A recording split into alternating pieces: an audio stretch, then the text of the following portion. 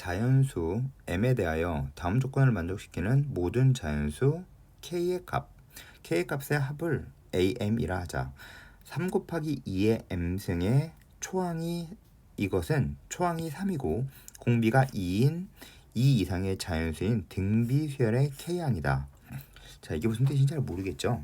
자, 그런데 이 밑에 이런 말이 나와 있습니다. 예를 들어는 매우 중요한 뜻입니다.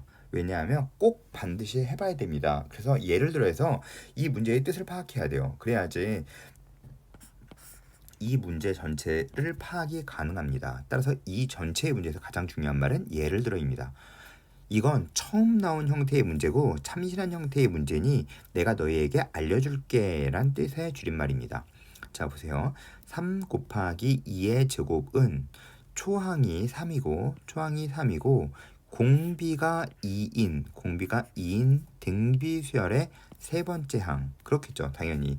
왜냐하면 a 곱하기 r의 n-1이니까 3 곱하기 2의 n-1일 때 3 곱하기 2의 제곱이 되니까 n은 세 번째 항이구나, 뭐 이런 뜻이겠죠. 따라서 세 번째 항 또는 첫 번째 항이 3이고 공비가 4, 그렇죠. 4여도 되겠죠. 그렇죠. 3 곱하기 4의 n-1이라고 써서 3 곱하기 4는 4라고 하면 초항이 4이고 공비가 4인 등비수열의 두 번째 항, 그쵸? 두 번째 항이겠죠. 그쵸? 자, 이것이 그러므로 이것은 3, 세 번째 항, 2, 두 번째 항. 그래서 몇 번째 항인지 그거에 대한 개수를 구하는 게 문제인 것 같습니다. 자, 그러면 이제 보도록 하겠습니다. 그러면 무슨 뜻인지 예를 들어 이 문제를 보고 완벽하게 이해해야 됩니다. 그러면 A200, 200일 때에 대한 이야기를 하고 있습니다. 자, 써보겠습니다. 200은 자, 계산해 볼게요. 자, A200이라고 되어 있습니다. M은 자연수 M에 대하여 이렇게 써 있습니다. 그쵸? 그러면 우선 A200이라는 것은 이런 뜻이겠네요. A200은 3 곱하기 2의 200승, 이런 뜻이겠죠. 그렇죠. 이것이 등비수열. 자, 무슨 뜻인지 잘 모르겠으니까 한번 써보겠습니다. 그냥 써볼게요. 자, 이제 천천히 써보겠습니다.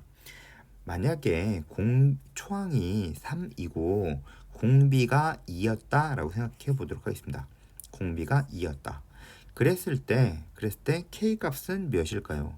K는 3 곱하기 2에 K 마이너스 1승이 3 곱하기 2의 200승이겠죠. 그러면 K 값은 201이겠죠. 201이라고 쓰진 않겠습니다. 200 플러스 1이라고 쓰겠습니다. 왜냐하면 이렇게 써 있으니까요. 그쵸? 자, 그러면 K 값, R의 값이 또 몇이 될 수 있을까요? 공비 R이 3이 될 수는 없죠. 그쵸? 2의 배수여야 되니까. 따라 2의 제곱이 될 수 있겠네요. 그렇죠? 2의 제곱. 그러면 3 곱하기 2의 제곱의 전체의 K-1승 3 곱하기 2의 200승, 이렇게 된다는 뜻이겠죠. 역시 K값 계산해 보겠습니다. 그럼 이렇게 되겠죠. 그러면 이것은 2의 K-1에 2로 나눠주겠습니다. 양변을 2의 100승, 이렇게 되겠네요. 그러면 100 플러스 1이겠죠. 자, 무슨 뜻인지 최대한 빨리 파악하셔야 됩니다. 그러면 또 2의 3승. 자, 이제 생각해 보세요. 2의 3승. 그러면 3 곱하기 2의 3승에 K-1이 3 곱하기 2의 200승. 조금만 하다 보니까 조금 속도가 빨라지죠? 자, 이렇게 됐는데 200은 3의 배수가 아닙니다. 따라서 있을 수 없겠네요. 그러면 2의 4승. 자, 생각하면서 과연 이게 무슨 뜻인지를 생각하면서 하는 겁니다. 이거에 K-1에 2의 200승 되겠죠? 그쵸? 4로 나눠 떨어지니까요. 나누어 떨어진다라. 그러면 나누어 떨어지는 값만 될 수 있다는 뜻인 것 같습니다. 즉 200에서 나누어 떨어지는 값만 될 수 있다는 뜻인 것 같아요.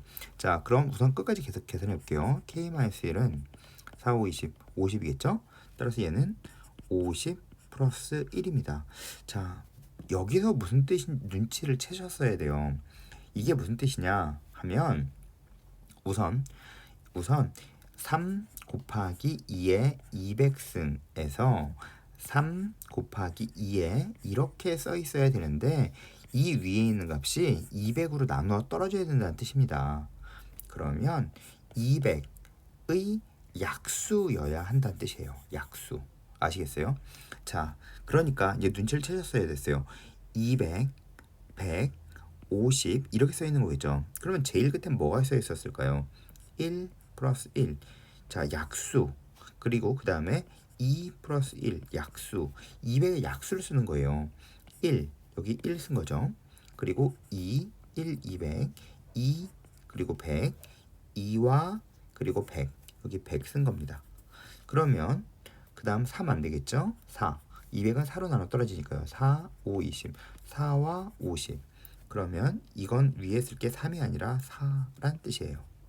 그리고 4와 50 이걸 다 더하란 뜻입니다.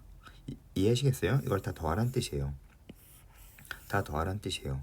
그러면 뭘 더하란 뜻인지 아시겠나요? 자, 보세요. 1 더하기 1 더하기 2 더하기 4 더하기 점점점 하여 50 더하기 100 더하기 200 즉 200의 약수의 합을 구하라는 뜻입니다. 맞죠? 이해하시겠죠? 그렇게 뜻을 찾아주셔야 됩니다. 자, 그러면 200은 계산하겠습니다. 4, 5, 20 그리고 2, 2는 4, 2, 50 그래서 2의 3승 5의 제곱 이렇게 되겠죠. 자, 그러면 이것은 약수의 개수가 4, 32 12개겠죠. 그럼 이걸 다 더해주면 1은 몇 개가 있을까요? 총 12개가 있겠죠. 1은 12개가 있겠네요.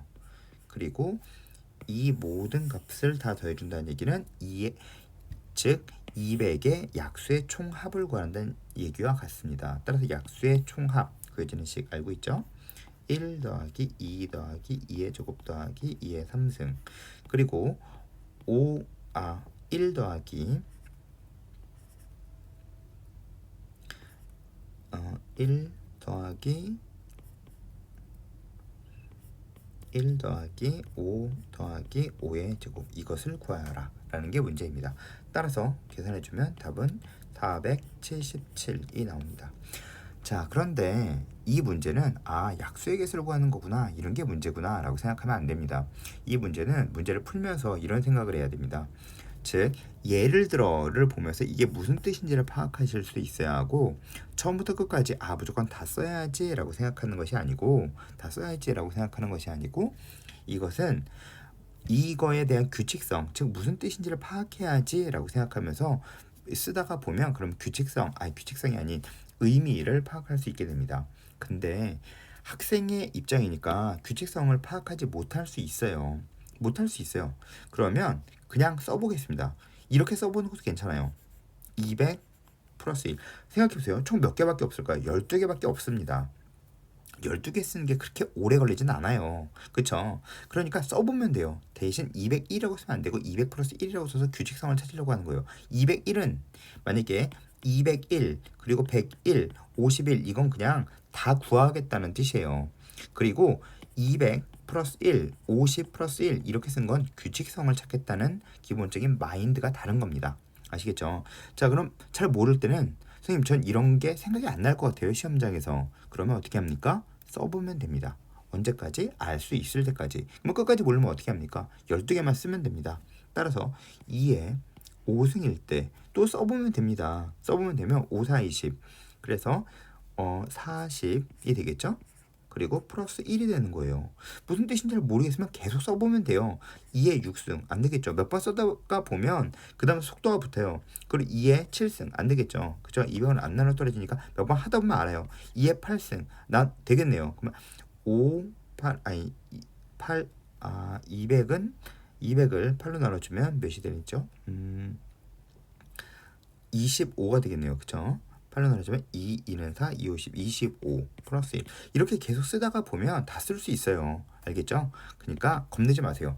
이렇게 만약에 약수의 합이라는 게 생각이 안 나고 보이지가 않았어요. 그러면 쓰면 됩니다. 단 표를 그려서 쓰면 됩니다. 그리고 설사 만약에 201이라고 썼다고 해도 상관없어요. 자, 201이라고 썼다라고 생각해 봅시다. 그러면 그냥 조금 계산하는 게 조금 귀찮아질 뿐이에요. 그냥 이렇게 12개를 다 더해주는 게 좀 귀찮을 뿐이지 그렇게 오랜 시간이 걸리지 않아요. 차라리 무슨 뜻이지? 규칙성이 뭘까? 이런 생각하기보다는 차라리 이렇게 썼다면 규칙성을 찾는 사람들보다 한 1분, 2분 정도밖에 더 늦어지지 않습니다. 그러니까 뭘 하는 게 좋을까요? 가장 중요한 건 써보는 겁니다. 그리고 처음 본 형태, 세상에 있는 모든 학생들 다 몰라요, 이거. 그럴 때는 나만 모르는 게 아닙니다. 그러니까 반드시 이렇게 표를 그려서 써보는 거예요. 이렇게 표를 그려서 써보는 겁니다. 그리고 예를 들어는 반드시 해보는 겁니다. 그리고 문제를 풀었으면 여기서 뭘 배웠는지를 생각하면 됩니다. 생각해야 돼요. 뭘 배웠는지. 아, 이렇게 푸는 거구나 라고 알고 넘어가면 배울 게 아무것도 없습니다. 실제 시험장에서 내가 쓸 수 있게 여기서 뭘 배웠는지를 생각해야 됩니다. 그리고 만약에 이 문제풀이를 듣고 여기서 뭘 배웠는지를 모르겠다라는 생각이 들게 되거든. 여기 밑에 댓글에다 남겨주세요. 댓글에다가 이 문제에서 뭘 배워야 되죠? 그러면 제가 댓글로 충분히 써드리도록 하겠습니다. 그러니까 우선 처음 본 수열 형태 써본다. 이렇게 표를 그려 써본다. 그리고 예를 들어는 반드시 해본다. 이렇게 생각하시면 됩니다.